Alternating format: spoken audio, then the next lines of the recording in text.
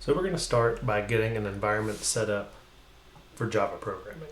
There's several ways you can go about writing Java programs and a lot of tools you can use.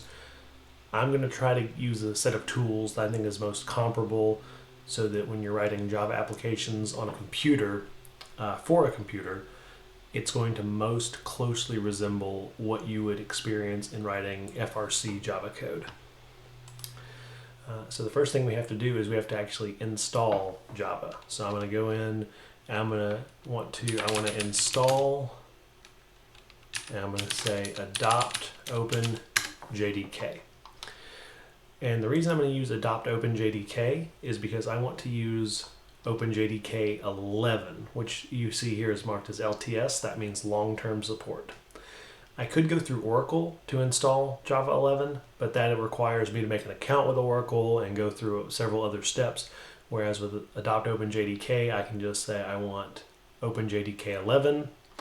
I'm just going to use the hotspot, and I just pick my version. So most of you, like me right now, are running on Windows. We want x64, and we want JDK. Now, a few things might be different for you.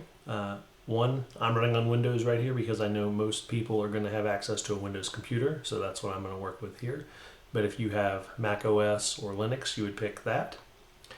I'm using x64, which is probably what you're using if you're using Windows. It's probably what you're using if you're using Linux. And if you're using Mac OS, if you're using a Mac made before 2020, you're probably x64, but if you are using one of the M1 Macs, you're not actually using x64, but it should work anyway. But anyway, you want to stick with Windows x64 for on a Windows computer, and there's two things you can choose from. There's JDK and JRE. These are both Java, but they are different flavors of Java, or different pieces of Java is a better way to describe it. The JRE is the Java runtime environment. This is the Java you would have to install on your computer if you wanted to run Java applications. JDK is the Java development kit, and that is the tool you need to install if you want to write Java applications. One thing to note is that if you install a JDK, it comes with a JRE. So you should only ever need the JDK if you're writing applications. If you're only running applications, you need the JRE. So to write Java applications, we're going to install the JDK, and we get our steps here. So we're just going to follow these steps. So we're going to download the binary. So I just click on this link, I get my pop-up, and I click OK, and we'll see up here in the corner, we track our download. Now, Oracle has a simpler install process, but that's again at the expense of having to create an account and log in and all that. And this is probably good enough for us because they give us step-by-step directions. So we look up here and we see the download has completed. And we want to make sure we have downloaded it to a directory that will not be moved or deleted. Okay, so I'm going to open this up, and I'm just going to, they give us instructions for how to unzip it. I'm just going to right click and click extract all. And it tells us it's going to put it here in downloads. A better place to put it, if you go to local disk C, and we create a new folder, and we will call it Java. And we want to go to this PC, local disk C, Java, select, and that's where it will install for us. So if I click extract, that's going to extract the entire thing we downloaded right into that directory. So again, if you follow the instructions that they've outlined, you will do something similar, but here we don't need the PowerShell, and I'm going to show you how to do it without using the command line here. But if we look back in our window, local disk C Java, and here we have JDK-11, and there's a whole bunch of folders in it which we'll need. So the next thing we need to do is we need to add Java to our path, and the way we do that through a GUI is we go to the search bar and we want to edit the system environment variables. If you can't find it, it's going to be in System Properties, Advanced, And then down here we went to environment variables.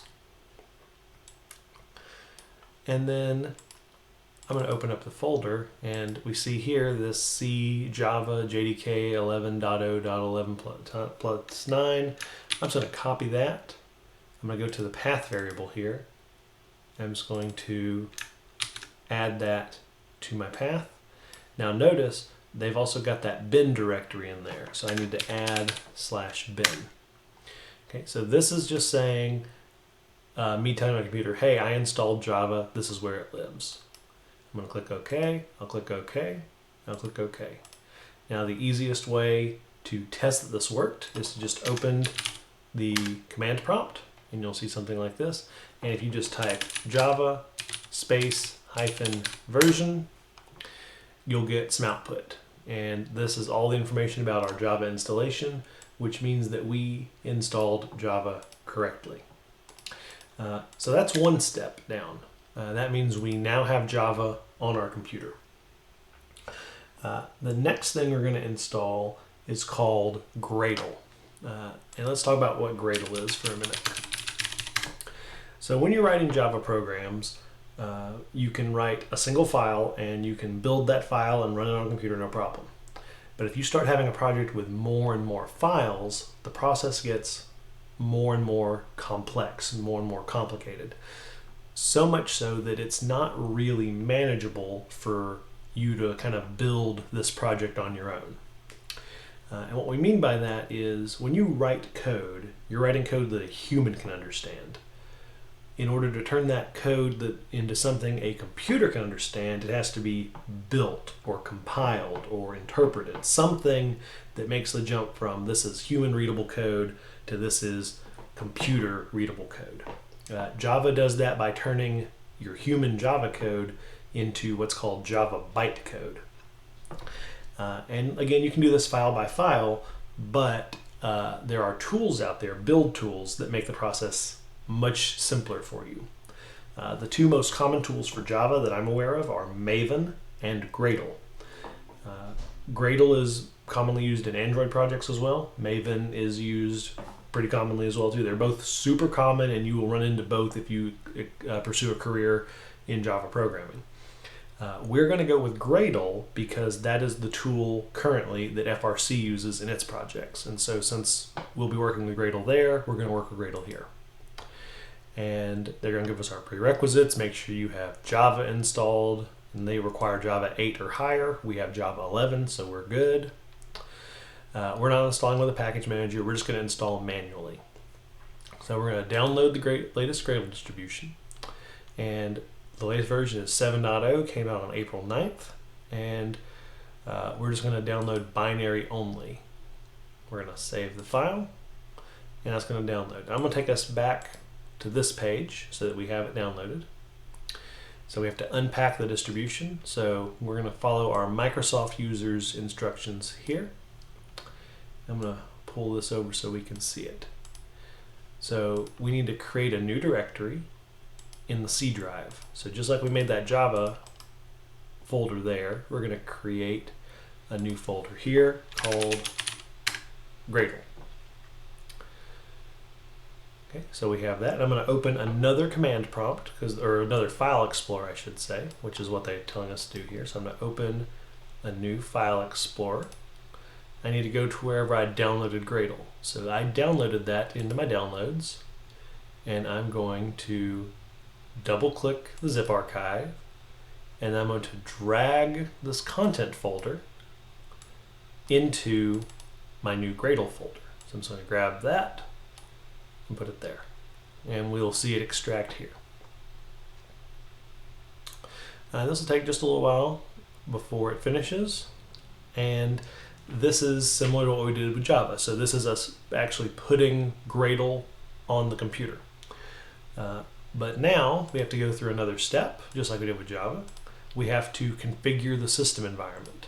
So for Microsoft Windows users, okay, so we are in the File Explorer. We're going to right click on this PC, go to Properties, and then we are going to go to Advanced System Settings, which is down here at the bottom. and we get environment variables again. And the thing it's wanting us to do is we have to add something to our path. So we'll open environment variables. Again, we're going to open the path. And just below this, we need to add the path to the Gradle bin folder. And I just type it in right below my Java line. So these two lines are just telling the computer, hey, here's where I installed Java, go get it. And this is where I installed Gradle, go get it, whenever I try to use one of those tools. I'm gonna click OK and close these out. And just like before, I can open the command prompt. And the command to run is Gradle space -v. If I run that, I should get some output, and this means that my computer can find Gradle. So we've successfully installed Gradle, we've successfully installed Java. We now have everything we need to build and run our Java programs. The last tool we need is the tool we're going to use to write our Java programs. And this comes down largely to personal preference in a lot of cases. If you're just doing your own projects, if you're working as part of a team or a company, they'll tell you what tool to use for this. But you're going to want to pick a tool, what's called an IDE. And an IDE stands for an Integrated Development Environment. And you can look this up, and there's a lot of documentation out here. But basically what an IDE does is it gives you a tool to both write, build, and run your program and debug it all in one place. Where debugging is the process of trying to remove issues from your code. So if you're running your program and something doesn't work, a debugger is a tool that will help you find what the source of the problem is. There are a lot of IDEs. Where we talked about how there were two main build tools for Java, Maven and Gradle, among others. There are even more IDEs for Java. Some of the most popular ones include NetBeans, and JetBrains has a tool, IntelliJ. So there are, and then there's Eclipse, but the tool we're going to use is called Visual Studio Code. And we're using Visual Studio Code, one, because it's flexible. You can use it with a lot of languages and a lot of contexts. But the most important reason we're going to use it is because it is the tool that FRC uses for its main programming tool. So we'll go to download, and we're going to install this from Windows, and we're going to make sure we get the system installer. And we want the 64-bit version. Now, if you're using a different computer, you'll use the version that is right for you, but we want 64-bit for Windows. And we'll get the download happen again, and it'll go right into our downloads directory. Okay, we see that it is finished. So we will pull that up, and we will run that.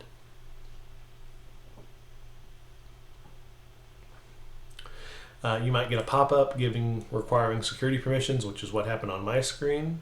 We'll accept the license agreement. This is a free tool to use.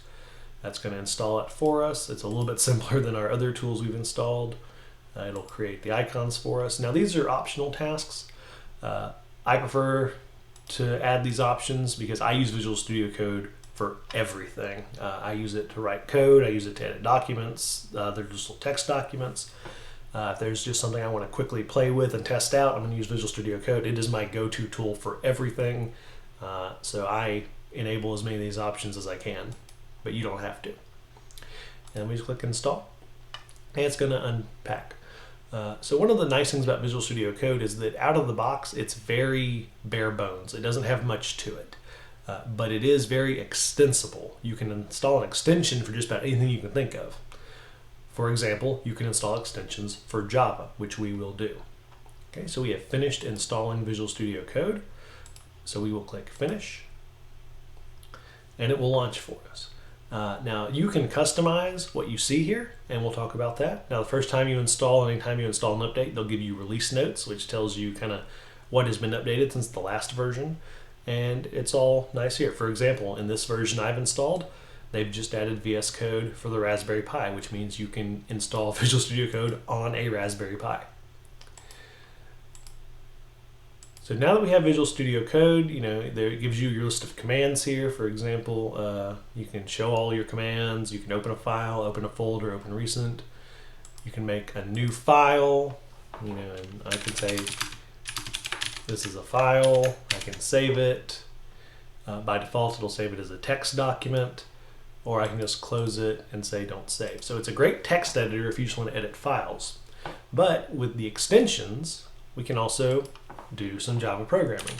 So we definitely have to have the Java extension pack, which I already have installed on mine, but I'll go ahead and uninstall it. Make sure you get the extension pack because it includes several extensions, and that you can see them all here.